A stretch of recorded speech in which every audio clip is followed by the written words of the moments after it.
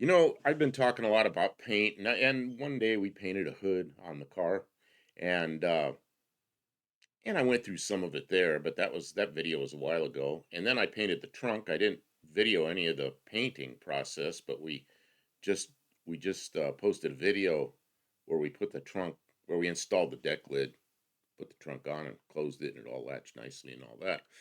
But there have been some questions about paint, and I always call it water-based paint.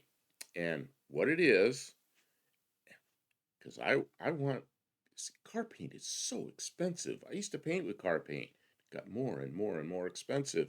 And it's the point where I'm retired. I'm on Social Security. I got to find a way to paint a car without spending like $1,000 on paint. I can't do that. So in the past, I painted a few airplanes. I used to build like home built airplanes that I could ride in, single place, two place airplanes, and I painted them with house paint, and I mixed it with water and sprayed it on, and it's flat, like flat black. Only I used flat gray and some other colors, and it has that kind of military look. But it was smooth and it was pretty nice and it was really durable, and it lasts for thousands of hours flying through the air for years. And this stuff's pretty tough.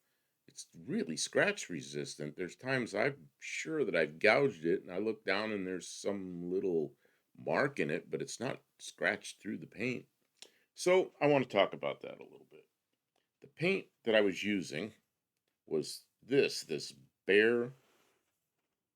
See if I can get this up here. Okay, let's see here. Bear. I can hold it, I think. It's just I gotta figure out which way to hold it so I could see the label. That's a Bear Premium X uh, outside paint. This is a quart. This is a small, just a quart. It was 19 bucks. I mean, that beats the hell out of $1,000.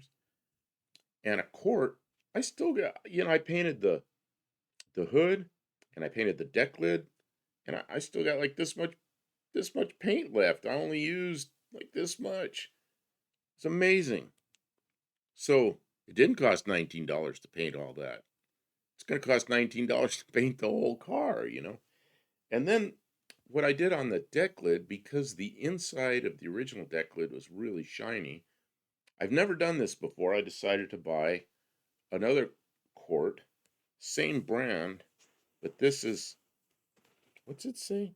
Oh, interior and exterior, high gloss water-based paint, and it's gloss paint for the outside of a house, or something on the outside of a house. And there's a little splotch on the top. Can't see it very well, but it's where the guy that mixed it stuck his finger in the paint, blotched it there. And when I look at it, it's shiny. It looks like it's gloss. But after I painted the inside of the deck lid, it wasn't glossy at all. And it may be because I mixed it with water. I'm not sure. But anyway, here's the process. First, you got to prep the surfaces. Just like anything, get a DA. This is 80 grit. 80's a little rough. But I mean, if you got some places that need a little work, 80's good. Then go to like 320. And then the thing I like to do is take Scotch Brite. And there's all different Scotch Brite. There's really fine Scotch Brite and there's really coarse Scotch Brite. I take this coarse Scotch Brite and I'll soak the whole deck lid with water or whatever surface on fender, whatever I'm doing. And I'll take water and maybe a tiny bit of soap and just scrub it, just clean it with this. But that's also putting it's kind of like sanding it with a real fine sandpaper. Just make sure if you have soap, you get all the soap off. Just hose it all off real well. Or take a jug of water. That's what I do because I don't have a hose out there. I just wash it off and have a couple of jugs of water. Get it good and clean, wipe it down, and let it dry. The other thing I do for prep is like on the bottom side of the deck lid, all around there's a seam all around the outside where there's little rusty stuff down there. It's hard to get in there. I get a wire brush like this, same thing, wet, and I just go after that rust and get it out of there. Put some water on there, rinse it off again, take an air hose, blow it off, dry it with a heat gun, whatever it takes to get it dry. Then, flat paint. I'll take this and I'll pour some flat paint in there. And then I'll take some water. And I was working another place where I was doing this, and the water was really cruddy, and there'd be stuff in the water. Like if you let a cup of water dry, there'd be crud in the bottom. So I just buy a gallon of distilled water. Here, I'm not having to do that. I'm able to use tap water. But if you use tap water, make sure it's kind of clean. And I mix one part paint and 3 parts water. That's a good place to start. I was using these guns. This is a cheap Harbor Freight gun. This particular one, I've always had good luck with these. But this particular one, for some reason, I can't get it to seal, and it drips paint, which is really annoying because if I'm painting and it drips in what I'm painting, it makes a mess. So, but I've had good luck with these, and I have a lot of them around. Every time they're on sale, I buy 2 of them. The limit was 2, so I buy 2 of them, and I probably got like 12 of them or 14 of them or something now. But this, I think I bought this at an Napa store. It's not their most expensive gun, but it's a nicer gun. I've been using this lately, and of course I put all the parts inside. But this just sets up like it's a regular paint gun. You can shoot lacquer with this, or like a urethane with it. It'd be fine. And so then after I've mixed the paint in this, I dump it into this. I have my vise standing by, and I clamp this in the vise because I don't have a good place to hook this. So you could hook it. You could put it in a vise. I used to work with a paint gun that had a cup down here, so I got used to just taking the cup off and setting it down. But this, you can't take the cup off; it'll empty. so so I just stick it in a vise, and then so I've got this paint in here. Pour it in here, and then I test a little bit. I'll shoot a little bit on, and you're not going to see any color. I don't really see any color. I just see wet. It looks like just spots of water, and it's kind of 3D. It looks kind of bumpy. It doesn't look very good, but then it dries. And if it's a cooler day, you might want to take a heat gun and shoot the heat gun on it. I do that a lot. Just blow over with a heat gun until it's dry, and it dries. But after it's dry, all little paint bubbles are gone. It's all flattened out, and I see a little bit hint of this color. Put a second coat on it. Same thing. Got to let it dry all the way dry. If you paint while it's wet at all, it's either wet or dry. It's not like a lacquer or like a urethane where it gets tacky. It's wet or it's dry. It's just like when you wipe a table off with water. It's either wet or dry. There's no tackiness in between. So I wait till it's all the way dry, put a second coat. Same thing. Heat gun it a little bit, or it's a warm day, just let it dry. I don't have any patience. I usually go after it with a heat gun. And then third coat, fourth coat, fifth coat. And by then I'm starting to see some color. And I'll usually go 9 or 10 coats. And by 9 or 10 coats, there's color on it. And with a full dry between each one. And then the last coat, it'll dry, or I'll dry it. And as soon as it's dry, it's not like an enamel or like a lacquer or anything where it's still a little bit tacky. It's done. It's dry. It's as dry as it'll ever be. So you can handle it right away, which is kind of nice. And it's pretty smooth. As smooth as a flat paint ever will be. Like when you spray flat black, let's say, how flat black is. It'll have a little bit of a rough surface. And which if you're matching a car that doesn't have metallic, and it's an older paint, it's not going to be glossy anyway. It's going to be kind of flat. This stuff matches real well. Oh, that's the other thing. Where I got this paint, I got this at Home Depot, but there's big box stores and paint stores everywhere. And piece, I took a piece off the inside of the trunk where the latch is that was painted, and it was still brand new, glossy looking because it'd been inside the trunk its whole life. Took that down to Home Depot and said, "Can you match this?" They stuck it in their machine. They matched it. And when you put his little finger spot here, I looked at it, it was amazing. It was the same color as the piece I took out of the trunk, which I went and put back in the trunk. But the next can I got, which was the gloss stuff, they just used this number. Uh, there's a big long barcode number here. They just scanned that and mixed up gloss for me. It does match, except it's not very glossy. I'm gonna have to mess with that a little bit. Learn how to make the gloss paint glossy. So that's how I got the color. And inside of a trunk's a real good place to find something that's not all sun faded. Although I suppose if you could take a piece off that is sun faded, it might actually match better. I don't know. So then it's ready to install.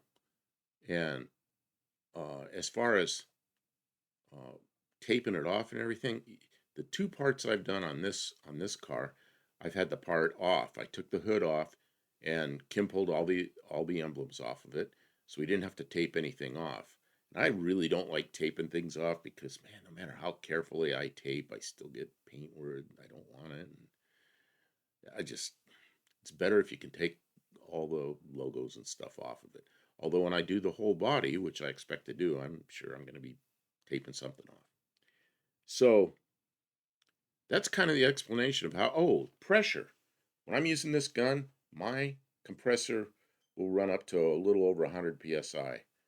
And I shoot pretty quickly, and the compressor comes on sometime while I'm like shooting a hood, like putting one coat on. It probably goes down to 90 or 95 pounds, but I shoot with quite a bit of pressure. So it's quick. I let the fan on that gun big, and if you go back and watch my video of when we painted the hood, you actually see me paint it. But I really didn't give all the details too well. When I'm finished, cleanup, it's pretty easy. I walk over to the house, take this apart. Well, first I dump out any extra paint. If I have extra paint, I dump it back in the original can. Thins it a little bit, maybe. I don't know. I don't usually have a lot left. Put water in here, come down to the house, get in the sink, just fill this thing up with water. No air pressure on or anything. Just squeeze the trigger and it like pees a nice little stream out of there. And in fact, I'll take this thing off. And as I'm doing that, I'll run my fingers across here and make sure everything, no more paint color on there. And I'll keep doing this and just run a lot of water through it. Fill this up a couple of times. Keep running water through it. Then unscrew this part. This just, I have it on there pretty tight, don't I? Jeez. That normally unscrews. Um, Unscrew this part.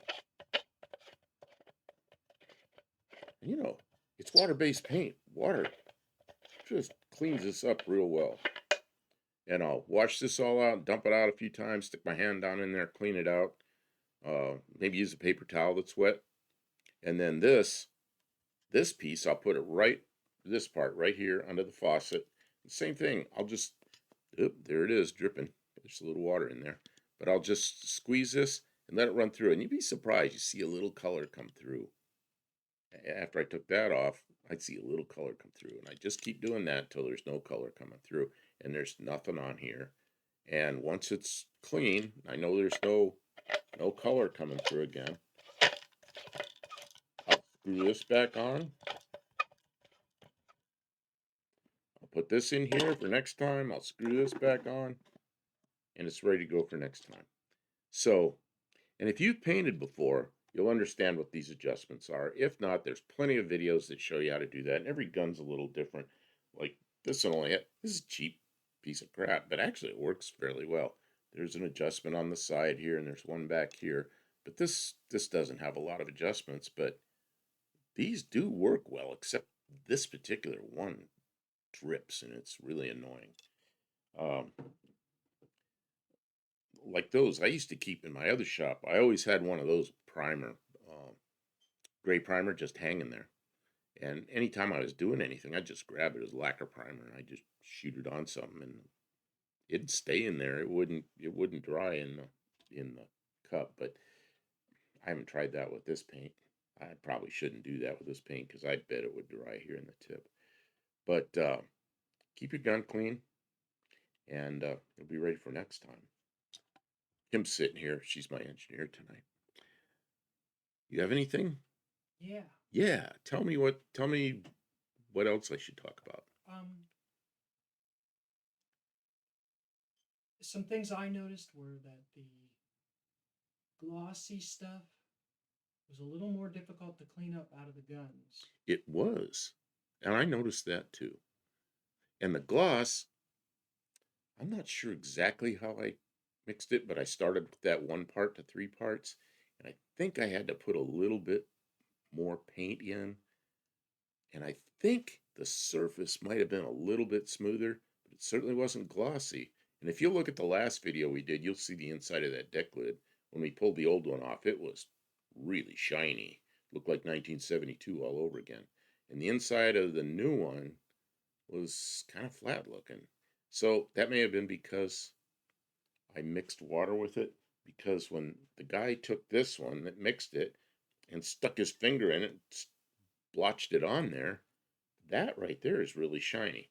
So I don't know. I may try some different clears. I have a spray bomb of clear that I put on some of this. It ruined it. It looked terrible. But so I thought, well, I can't put clear over it. But then I took that same can of clear and I put it over some primer for a part that's going to be outside. And I thought, uh, I'll just put this clear on there so if it gets into rain and stuff, the rain will beat up on it because it just had primer on it. Oh, it ruined the primer. And that was regular lacquer primer. So there's something about that clear that's not good. So I'm going to have to try some other clears. And, there are catalyzed urethane clear paints that are they're under $100 for a gallon, and I may try one of those. Although for me, $100 is pretty expensive. I'll probably try some other clear. I've tried a couple of the clear paints that are supposed to go like on furniture over wood, and they didn't look very good. So I don't know. I'm gonna experiment around with that. When I learn something about making this look glossy, I'll let everybody know. The, the things to watch with, one of the things really to watch with this is it can't paint over bare steel because it's water based. As soon as you spray it on there, it'll rust. It'll rust quickly, and now you'll have rust underneath the paint. So before you paint, you got to shoot it with a primer sealer. And there are cans. I meant to bring that can down here. Don't have it here. There are cans. It's available through, I get it through Amazon. You can get it a lot of times at parts stores. I got the first stuff I got was from AutoZone. They didn't have it this time, so I bought it on Amazon. But it's cans of gray primer that says primer sealer. It has to say sealer on there. And when you spray that on, that it becomes impervious to water. So as soon as you prep the surface, if there's any steel that shows, hit it with that primer sealer and let that dry. And that takes probably a good hour to for that to dry. And then you can shoot water-based paint over it. But don't ever shoot water-based paint over uh, bare steel, or I'd say even normal gray primer, because normal gray primer will absorb water, and this is water-based paint. You don't want any water to get through the primer. So when you prime, make sure you prime with primer sealer. Okay, I'm sorry, I kind of took over from your question. Nothing else. Understood. The other, you did say, but I feel like the thing that really struck me was how wet the paint was compared to like spray paint. Like it Oh, runs, like you just have to just dust it on and then wait. dust it on, like I say, put a light coat on, dust it on, and it'll look like water all beaded up on the surface. And you'll look at it and you go, oh, that looks terrible. But like 15 minutes later, it's dry. It's just like you wipe the table off and you wait for it to dry. And when that water dries, all those little droplets just go away, and you got a surface that has a little bit of a color tint to it. Then do it again, and the next time you paint over it, It's the same thing. It'll look like a bunch of little droplets of water. But as it dries, you'll see it's got a little bit more of a tint to it. And by the third or fourth coat, you're really seeing the color. But each coat, I mean, if you put it on too thick, it's gonna run. The other thing, I've run this stuff before, and I'll take my hand with a just put a paper towel in my hand and just take the run off. And then as it dries, put a little bit more right in that area, and it'll flatten out, and you'll never even see it. Like if you do that with lacquer, you'll have a big mess, right where you were painting. I don't know about the urethanes. Man, urethanes, I never had runs like that. I painted quite a few airplanes with urethane paint. Man, it was so expensive, and there's no room for errors. The urethane's got to cure, and then you sand it if you have a mistake. I did have a little sag by a rivet one time, and it was really difficult. And this stuff, if it runs, just wipe the run off the edge of a paper towel and keep on rolling. You'll never see it. On a vertical surface, I've done this. Go real light, and it'll kind of just look wet. And wait till it looks dry. Same thing again, dust it on. If you start looking for color, it's going to run. So it's going to be 9 or 10 coats of really light coats. What else? But the upside, in addition to the cost, is the no odor. Oh, we're in a shop in the wintertime with a wood stove going. Fire! I'm painting. And you can't do that with urethane or with lacquer. You'll have a exploding shop. And I always laughs because I was working at a place I shoot some paint on a nose cone. And you can't paint in here, it's explosive. Oh, I said, you know what? If there's a fire, I'll spray this on it. It'll put the fire out because it's like 3/4 water. And then I bet there's a lot of water in this already. So you put a fire out with this, it's not going to explode. All 19 bucks worth of it. There's enough in this quart to do a car. Like the size of a Valiant, I could do the whole car with a quart. Just amazing. $19 worth of paint. How much does the water cost? Well, if you buy the water, $1. If you buy two Fiji, gallons of water, $2. gotta use that Fiji water, special But mountain water, you special know, Buff Del if Campo water. if I went out and bought water, which I've done in the past because the water wasn't clean, I buy distilled water, and back then, I don't know, it's about $1 for a gallon.